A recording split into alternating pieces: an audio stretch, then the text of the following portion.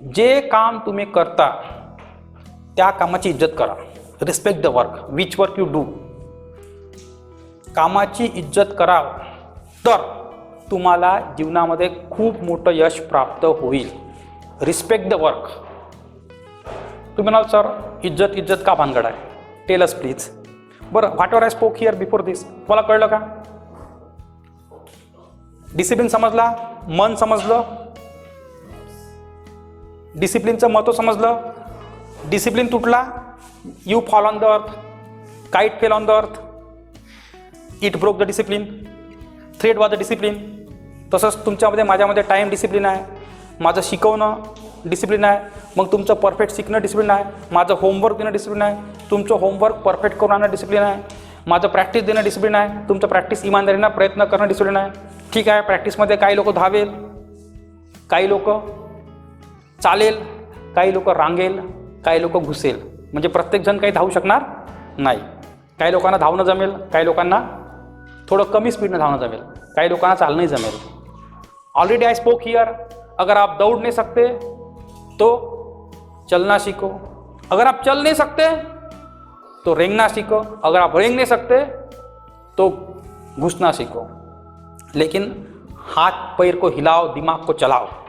यह महत्वपूर्ण. ठीक आहे. आता माझा एक मुद्दा होता. What was my topic, what was my point, की सर इज्जत, रिस्पेक्ट द वर्क, रिस्पेक्ट. पुन्हा एक गोष्ट तुमच्या मनाला पटली पाहिजे, ते महत्त्वपूर्ण आहे मित्रांनो. आपल्या कामाची इज्जत करणं शिका. Respect your work so much.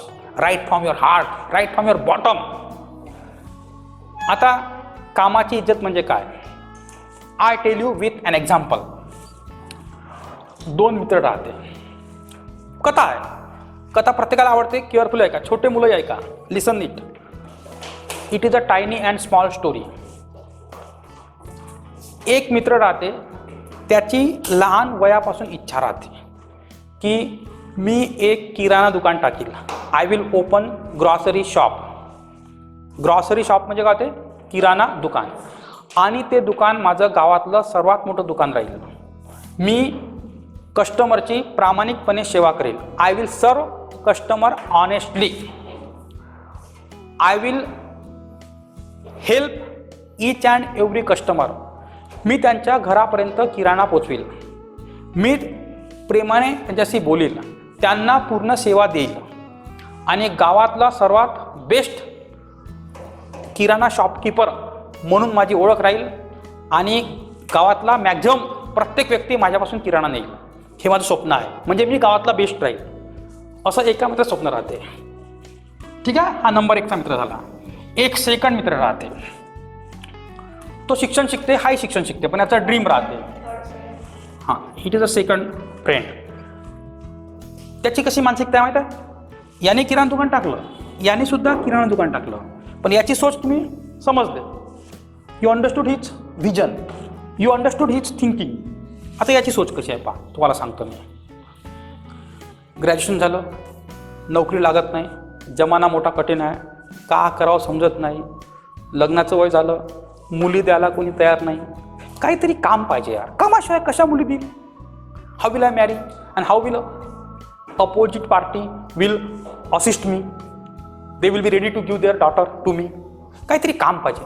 मग कोणतं काम करावं समजून नाही राहिलं. जाऊ दे ना, माझा राम नावाचा मित्र आहे, त्यानं किराणा दुकान टाकलं, खूप चालते, मोठी गाडी घेतली, मोठं मकान बांधलं, बिल्डिंग बांधली, गावात इज्जत करते लोक त्याची.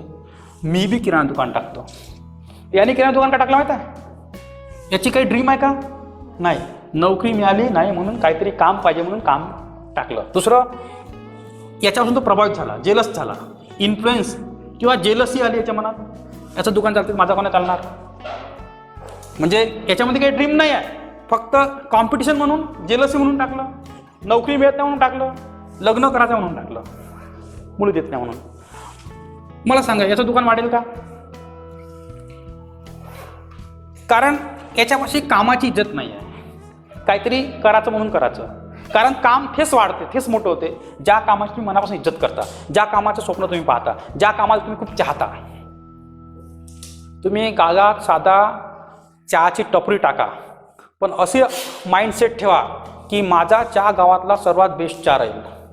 माझा चहा पिण्याकरता गावातले क्लास 1 क्लास 2 ऑफिसर येईल, उद्योगपती येईल, बिझनेसमॅन येईल. माझ्या चहाच्या टपरीवर चाय पिल्याशिवाय त्यांचा दिवस चांगला जाणार नाही. कारण माझ्या चहाची टेस्ट एवढी बेस्ट राहील का दिवसभर त्याची टेस्ट त्यांच्या मनात घुमत राहील. तर चहाची टपरीवाला करोडपती बनेलच. आणि काहीतरी पर्याय नाही, का करावं समजत नाही म्हणून टपरी टाकली चहाची, तो खतम होऊन जाईल. बरोबर आहे. तर मुद्दा काय मित्रांनो, तुम्ही जे बी काम जीवनात घ्या हाती, what your work you take in your hand, it's not issue, it's not matter. पण त्या कामाची रिस्पेक्ट करा. काय करा? इज्जत करा. मनापासून त्या कामाला चहा.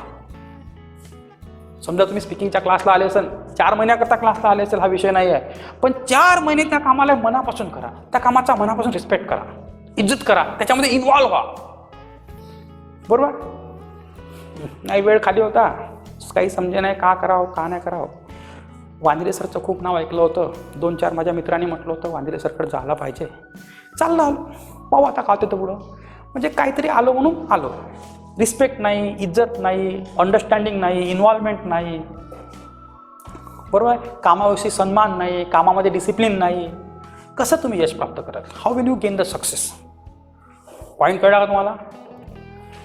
आपल्या कामाची आणि स्वतःची इज्जत करणं शिका. Learn to respect your work and learn to respect yourself. जो व्यक्ती स्वतःची इज्जत करत नाही, जग त्याची इज्जत करत नाही. सर्वात पहिले आपल्या कामाची आणि स्वतःची इज्जत करणं शिका.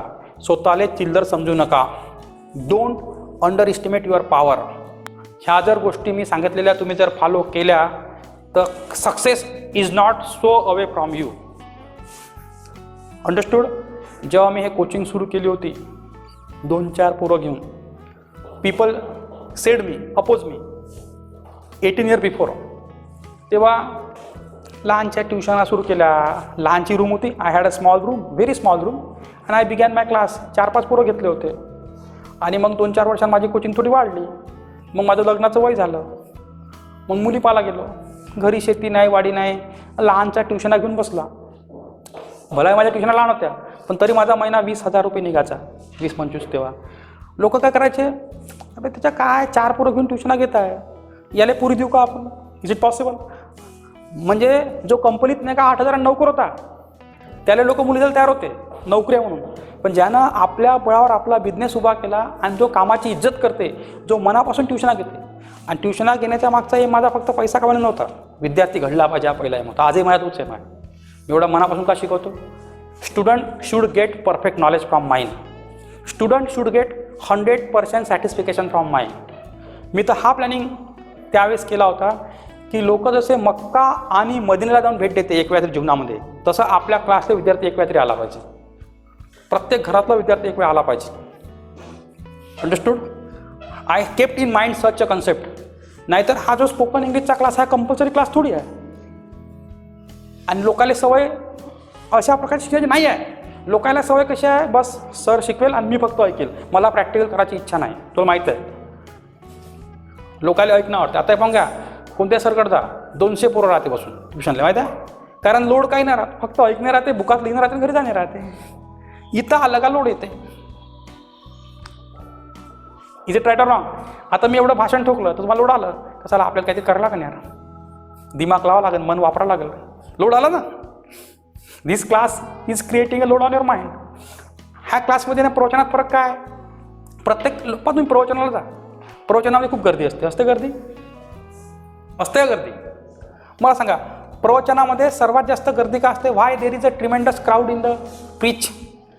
कारण प्रवचनामध्ये शिकवलं कसं जाते माहीत आहे? फर्क सांगतो. क्या लेकर आए थे, क्या लेकर जाना है, सब कुछ तो यही रहने वाला है. जीवन तो निमित्त मात्र है. तुम सिर्फ भगवान के चरणों में चले जाओ, आपका पूरा दुख हरण हो जाएगा. आपको कोई टेंशन लेने की जरूरत नहीं. जीवन तो कण मात्र है. जीवन में क्या पड़ा है? भगवान में सब कुछ पड़ा है. भगवान की शरण में अपने आप को झोंक दो, सभी समस्या का समाधान हो जाएगा. कसं वाटते? काही लोड नाही घ्या लागत, काही लोड घ्यायची गरज नाही. फक्त स्वतःला भगवानच्या शरणमध्ये झोकून द्या. का घेऊन आलो होतो, का घेऊन जायचं आहे, काही लोड घ्यायचं नाही आहे. असं कसं वाटते ऐकायला? How do you feel? खूप मस्त वाटते. आता काही लोड घ्यायची गरजच नाही आहे. खूप मस्त वाटत आहे. असं होते ना. आणि आपल्या इंडियन लोकांची मेंटॅलिटी आहे, अशा गोष्टी सांगायला कोणी बसलं खूप मस्त वाटते. आता आपल्या क्लासची गोष्ट करू किंवा ट्रेनिंगची गोष्ट करू. मेहनत घ्यावं लागते, अभ्यास करावं लागते, वाक्य बनवावं लागते, 4 घंटे बसावं लागते, पहाटे 5 वाजता 4 वाजता अभ्यासाला उठावं लागते, स्टेजवर यावं लागते, भाषण द्यावं लागते, प्रॅक्टिस घ्यावं लागते. सगळं लोड वाढलं. Is it right or wrong? Is it right or wrong? आणि म्हणून आपला देश तर मागं राहिला ना, आपणही मागं राहिलो, कारण जबाबदारीच घ्यायला तयार नाही. ठीक आहे. मग त्या प्रवचनामध्ये गेलं, त्या माणसाला 3 घंटे खूप मस्त वाटते प्रवचनापुरतं. मग घरी आता सारे सोंग करता येईल, पैशात सोंग करता येईल का? लोड घेतल्याशिवाय, मेहनत घेतल्याशिवाय पैसे कमवणं होते का?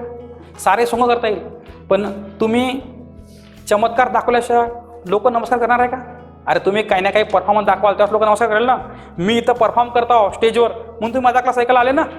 मी जर असं उभं असतो आणि असं हात जोडून बसलो असतो, तुम्ही माझ्या क्लासला आले असते का? मी चमत्कार दाखवतो, काहीतरी स्किल दाखवतो म्हणून तुम्ही माझा you came to attend me, you came for this class, you attended me. Understood? कळलं का? तर प्रवचन ऐकताना 2-3 तास खूप मस्त वाटते. आणि घरी आलं का पुन्हा पैशाचे टेन्शन, जबाबदाऱ्या, मुलं बाळं. समजा मुलं बाळ नसेल, आईवडील बोलते एवढा मोठा गोड्या झाला, काहीच काम करत नाही. बरोबर का नाही? आणि म्हणजे ते 2 तास बरं वाटते, बाकी 12 तास का राहते? टेन्शन राहते. त्याच्यापेक्षा जर आपण जबाबदारी घेतली, जबाबदारी घेतल्यावर समस्या सॉल्व होते, आणि समस्या सॉल्व झाल्यावर टेन्शन कमी होते आणि समाधान मिळते. अंडरस्टूड? मिळते का नाही? Is it right or wrong? तर मला असं वाटते की हा खूप लंबा स्पीच झाली. तुम्हाला डिसिप्लिन समजला असेल, तुम्हाला मन समजलं असेल, आणि तुम्हाला जबाबदारी आणि इज्जत समजली असेल, असं मी आशा आणि अपेक्षा करतो. आणि आजचं लांबलेलं भाषण इथे थांबवून देतो.